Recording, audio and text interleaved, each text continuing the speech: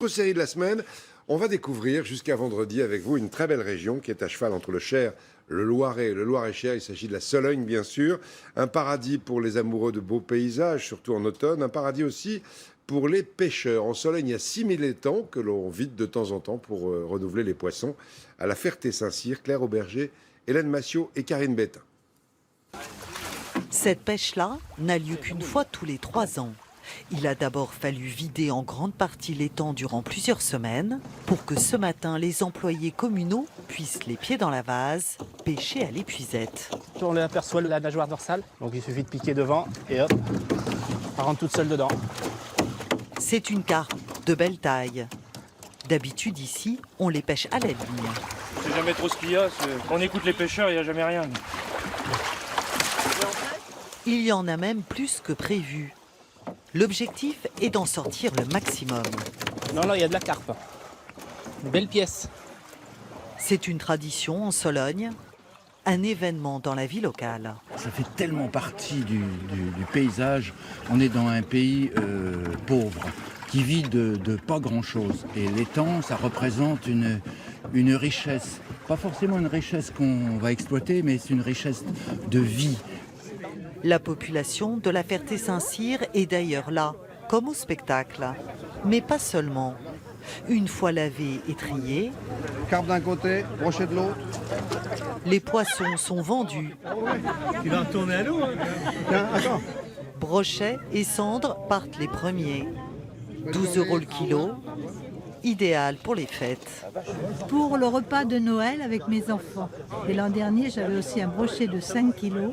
On était 15 au repas et ça fait énormément à manger. C'est excellent. Parce que qui c'est qui le veut? Qui c'est qui le... Les carpes ont moins de succès. Leur taille impressionne. Vous en avez des super belles. Comme ça. Hein.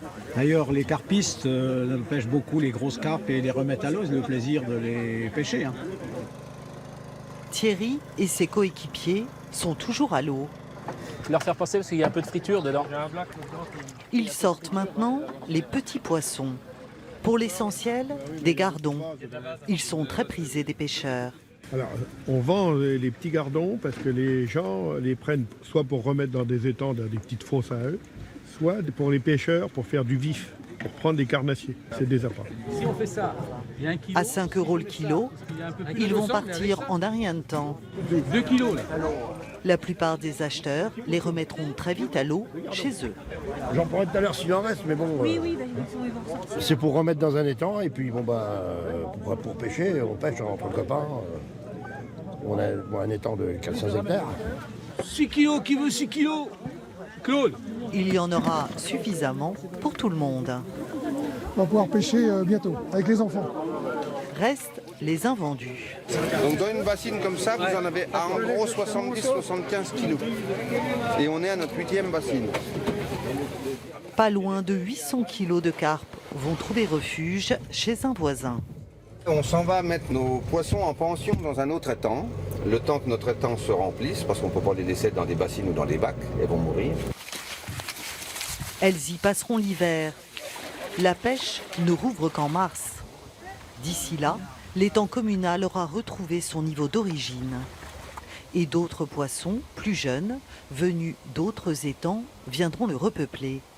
Un cycle ancestral qui préserve la vie dans ce milieu naturel. C'est très beau et on continuera cette belle promenade en Sologne demain. Autre série de la semaine, un grand bol d'air, vous le savez, dans une région magnifique, très connue pour ses étangs, ses forêts, ses très belles propriétés, c'est la Sologne.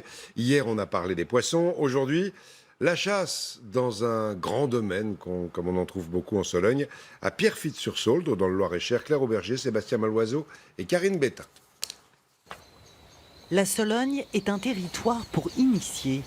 Montfranc est l'une de ces grandes propriétés privées, immergées dans la nature, 400 hectares de bois et d'étangs. Les chevreuils y sont chez eux. Mais c'est ma joie. Bernard est le benjamin de la famille de l'âge de Meux. Mon arrière-arrière-grand-père, le premier qui a acheté, est arrivé en 1820. Donc depuis 196 ans, je suis la 6e génération, je pense, je ne sais pas. Viens, petit, viens. Hubert, son frère aîné, exploite le domaine. Il élève avec son fils près de 350 moutons. Viens là, viens. J'ai toujours grandi sur l'exploitation et c'est ce que je veux faire de ma vie. C'est ici que je me sens le mieux. Lorsqu'il a pris sa retraite, Alain s'est installé à plein temps à Montfranc. Dans des volières à ciel ouvert, il élève faisans, perdrix et canards pour la chasse. C'est tout l'art des volières anglaises, c'est d'avoir des oiseaux qui sont en semi-liberté, donc qui apprennent à se débrouiller tout seuls, qui s'envolent très facilement. Si bien quand vous chassez, c'est plus du tout un oiseau artificiel dont on a enlevé le bec il y a 1 heure et voilà. La chasse est un loisir coûteux, mais c'est aussi une source de revenus essentielle. Comme dans la plupart des propriétés en Sologne, Montfranc loue une partie de son territoire durant la saison. Bienvenue à Montfranc. Aujourd'hui, on chasse petit gibier. Un week-end par mois, la famille organise ses propres chasses avec une vingtaine d'invités. La Sologne a l'avantage de présenter une variété de milieux idéale pour la faune. Premier tir au-dessus d'un champ de maïs. Alain récolte le fruit de son travail. Bel oiseau, bien noir, bel obscur. Ça va voler au bout de la haie! Ça va voler! Les frères de l'âge ont toujours chassé ensemble sur ces terres. Et la jeune génération partage cette même passion. Mais il y a un esprit de famille qui est quand même très présent et vous voyez, ils passent la journée à se taper dessus, à s'engueuler parce qu'ils font pas comme ils veulent. Mais le soir, tout le monde se retrouve autour d'un bon whisky. Et ça fait des années que c'est comme ça surtout. Renard à gauche! Renard à la ligne! Le renard parvient à s'enfuir. Il va vers la ligne au bout. Allez Hubert, change de là, bon sang! Hubert, lui, s'en sort avec quelques égratignures. Il y a quelques ronces. Le vieux que je suis, il faut qu'il lave les pattes et il les lève de moins en moins, donc il se casse sa figure. C'est très désagréable, mais enfin bon. Mais c'est sympa avec les chiens là comme ça. Bon, quand on les excite, ils sont bien autour de soi. Excellent. Rideau. À la mi-journée, le tableau Une vingtaine d'oiseaux est encore modeste. On verra ce soir. Hein. Il nous reste encore un coup de canard. Là où je suis tout à fait surpris, c'est d'avoir aussi peu de canards. On en a quand même vu beaucoup voler. Et bon, je vais faire une remontée de bretelles à mes invités. En attendant, Bernard a mis les petits plats dans les grands. C'est comme ça dans les bonnes maisons. Pique-nique dans le jardin. L'hôte des lieux se donne corps et âme pour entretenir la propriété. Ma vie est complètement ici. Je ne vis que pour cette maison. Alors naturellement, pour gagner un peu de sous, je travaille à Paris. Je viens ici tous les week-ends. Je suis là samedi, dimanche, lundi et mardi, où je taille, je coupe, je fauche, je scie, parce que la maison n'a pas de chauffage central. Donc j'allume des feux dans les cheminées, dans la norme cuisinière qui chauffe 3 chambres. C'est les lois de la campagne, ça. Allez, ronfle. La maison est chargée de souvenirs. Ils étaient 10 frères et sœurs. La famille compte 21 petits-enfants. Voilà le fameux Alfred Delage qui a acheté Montfranc et qui a été le père de la Sologne. C'est lui qui a implanté le pain maritime en Sologne. C'est considérable, c'était que des saules, que des petits arbustes moches. Il y a rien qui poussait dans la Sologne. C'est une terre pauvre pour gens riches, comme disait toujours ma mère. Et je trouve ça très très vrai. C'est des bouts de bois un peu spectaculaire. Un lot de ces pins centenaires sera bientôt vendu aux enchères. Exploiter les bois, préserver la faune, entretenir les allées, Hubert transmet à son fils les secrets d'une bonne gestion forestière. La 7e génération s'apprête à prendre la relève. Il n'y a rien en dessous. La forêt, grande richesse de cette région. Autre série, le bol d'air que nous prenons ensemble depuis lundi en Sologne, un paradis pour les chasseurs et les pêcheurs. Il y a aussi beaucoup de villages charmants en Sologne, teintés de rouge, le rouge de la brique qui les façonne depuis le Moyen-Âge. Claire Auberger, Sébastien Maloiseau, Karine Bétain nous y emmène. Elle donne sa couleur à la Sologne, du cachet à ses villages. Elle est en harmonie avec la nature. La brique, utilisée à toutes les époques, l'est encore aujourd'hui. Donc, ce qu'on a sur place, c'est du bois et de l'argile, et donc on peut faire des briques avec. Contrairement au Val-de-Loire où on va avoir de la pierre parce que dans le sous-sol on a de la pierre. Sous Napoléon III, des centaines de belles demeures comme celle-ci ont été construites pour de riches industriels férus de chasse. Aymeric de Baudus et ses entrepreneurs en maçonnerie ont restauré douves et façades. Il m'a demandé de faire du 3 couleurs, donc on a travaillé 3 argiles différentes pour avoir quelque chose de très panaché. Un travail d'artisan sur un bâti classé aux monuments historiques. Là, on est sur l'ancienne briqueterie où on avait fabriqué les briques qui servaient à faire le château qu'on a vu. En Sologne, on avait un peu plus de 500 briqueteries à une époque, et aujourd'hui, il ne reste plus que la nôtre en activité. La briqueterie de la Bretèche est l'une des dernières en France à chauffer encore ses 4 fours au feu de bois. Une méthode de cuisson qui donne à la terre cuite sa couleur ambrée, son authenticité. Aymeric a repris cette activité familiale. Moi, je suis né ici, oui. Autrement dit, je suis né en 75. Papa travaillait ici depuis déjà 10 ans. Donc il tenait de son père, qui tenait de son père, qui tenait de son père. Mais... Donc je suis né dedans, oui. Quand j'étais gamin, je venais jouer ici. Et depuis, rien n'a vraiment changé. Ils travaillent toujours l'argile sableuse, extrait de leur propre carrière. Broyé, à peine humidifié, il est ensuite moulé sur des machines en fonte du siècle dernier. C'est increvable à partir du moment où c'est correctement entretenu. Et c'est réglable en débit, c'est les sections suffisantes en sortie, donc c'est la Rolls et ça tombe jamais en panne. Sur les 7 salariés, Jean est le plus ancien. En 38 ans, lui, a vu du changement. Alors, au début, on ne faisait pas de tout ça, hein. On ne s'amusait pas à faire des briques vieillies. Hein. On ne faisait pas de parement, on faisait que du standard. C'est depuis qu'il y a le petit patron là. Effectivement, on change de plus en plus souvent de modules, de forme, de couleur, d'aspect. D'un chantier à l'autre, il innove pour des clients prestigieux.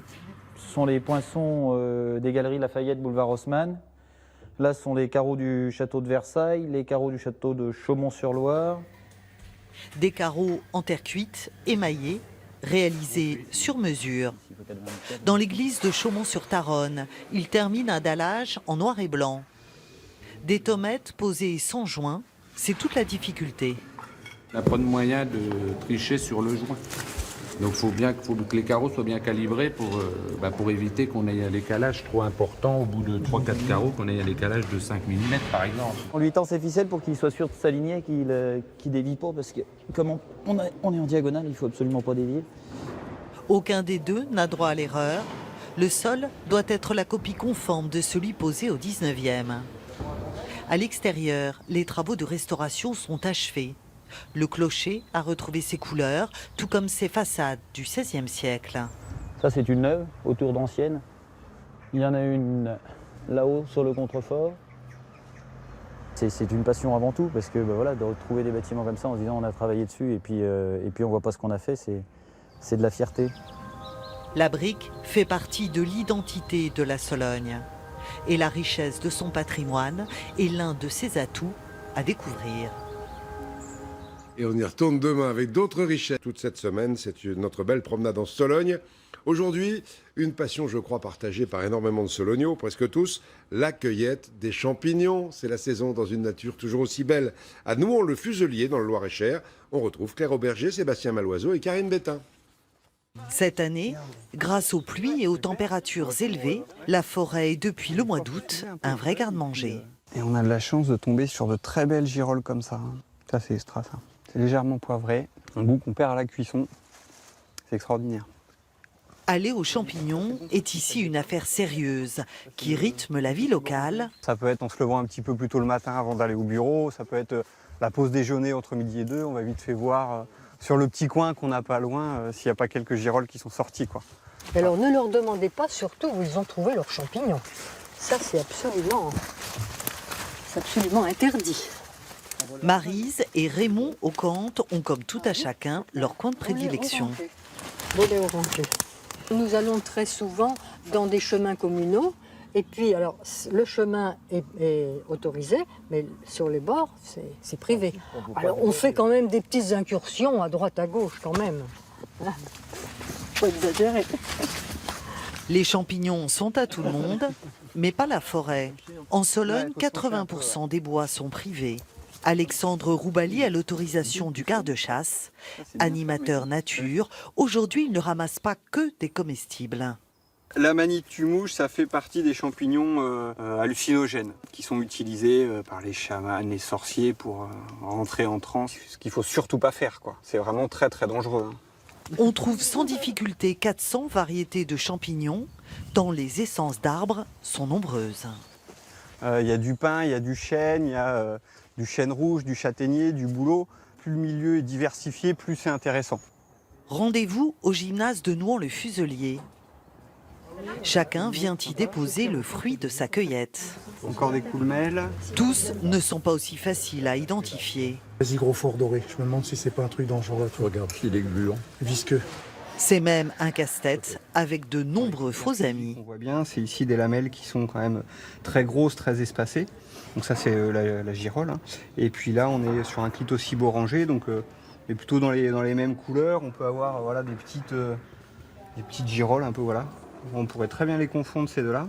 Dans les assiettes rouges, les toxiques, parfois même meurtriers. Il en existe une quarantaine, tout au plus. Ça on en voit beaucoup. Comme un chou-fleur, ça fait une touffe, mais surtout pas, il faut mieux pas essayer de manger. Hein. Dans les assiettes jaunes, des champignons pas toujours appétissants sont sans valeur culinaire. Restent dans les assiettes bleues de très nombreuses variétés, souvent méconnues des Solognots. Je ne reconnais pas beaucoup, à part la girole, le cèpe, le mousseron. Je viens ici pour essayer de parfaire un peu mes connaissances, mais c'est compliqué. À cuisiner, en revanche, rien de plus simple. Même si chaque champignon a ses particularités, la golmotte s'épluche. Je les passerai très très rapidement dans l'eau parce qu'un champignon, certains champignons, on dit qu'il ne faut pas les laver. C'est le cas de la coulmelle. Un coup d'éponge suffit. Plusieurs méthodes de cuisson, mijoter, rissoler ou juste passer au grill avec un peu d'ail et de persil. Les champignons ont souvent besoin de beaucoup de sel. 10 minutes plus tard, ils sont prêts à servir. Les champignons, il ne faut pas en manger beaucoup. C'est une garniture, c'est pas vraiment un légume. Mais vous avez toujours autant de plaisir à en manger. Oui, mais j'ai beaucoup plus de plaisir à les ramasser. Ça, c'est sûr. Parce que dans les bois, on est quand même mieux qu'à la cuisine. Plus que quelques semaines pour en profiter. Les champignons disparaissent avec les premières gelées. Et ça ne va pas tarder en tout cas, cette belle Sologne, on la retrouve demain. Et maintenant, comme tous les jours cette semaine, notre grand bol d'air dans une belle région, la Sologne. On en a découvert quelques richesses avec vous depuis lundi, la pêche, la chasse, les champignons. C'est aussi une région où il y a beaucoup de magnifiques châteaux. Celui du Moulin à Lacey-sur-Croîne, par exemple, où nous emmènent Claire Auberger, Sébastien Maloiseau et Karine Bétain. Perdu au milieu de la forêt, ses tours élancées vers le ciel, le château de Lacey-sur-Croîne semble surgir d'un conte de fées. Une source d'inspiration pour ces peintres amateurs. Le reflet, il descend jusqu'en bas. Hein. Regardez bien, jusqu'au vert. Ici, là. Leur professeur, Voilà. Hubert de Marcheville, est ici chez lui. J'ai peint le château au lever du jour, dans la brume. La peinture, c'est viscéral. Hein. Je peins depuis que j'ai 7 ans, alors, ou même moins. Alors on va les créer, les nuages. Ils vont apparaître petit à petit. Et on l'appelle la perle de la Sologne, c'est pas par hasard. Hein. C'est vraiment vraiment une merveille. Enfin, c'est un charme fou entouré de douves. Entre les verticales et puis ces grands aplats de toit qui sont assez sombres, ça lui donne tout de suite du cachet. Moi j'aime beaucoup. Et le mariage pierre et brique, c'est typique de la Sologne. Tout comme son écrin naturel, fait de sous-bois restés sauvages. À l'entrée, un jardin potager encore fleuri. Ça me plaît parce que vous avez su équilibrer les fleurs jaunes avec les fleurs violettes. Plus qu'un plaisir, c'est de l'amour. C'est carrément de l'amour, une propriété comme ça. Je crois qu'on ne peut que l'aimer, c'est pas possible autrement.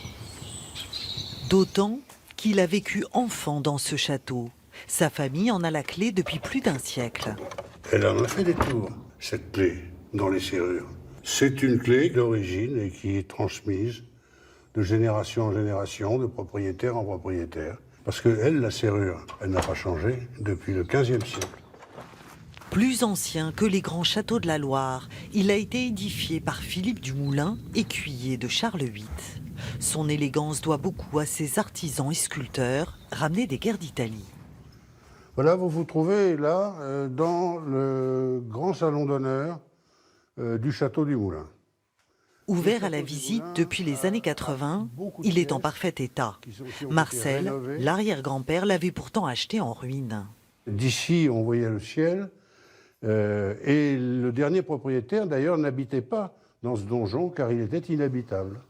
La restauration achevée, le grand-père d'Hubert va meubler les 3 étages en style Louis XIII. À l'époque, la famille menait grand train. Il y avait des dîners absolument somptueux. Alors on se faisait des grimaces, on rigolait un peu, mais enfin on se faisait rapidement rappeler à l'ordre. À l'époque, ça ne me disait rien, ces grandes tapisseries, ces beaux meubles, et les chaises en cuir de Cordoue, etc. C'était un véritable château où on vivait comme une famille.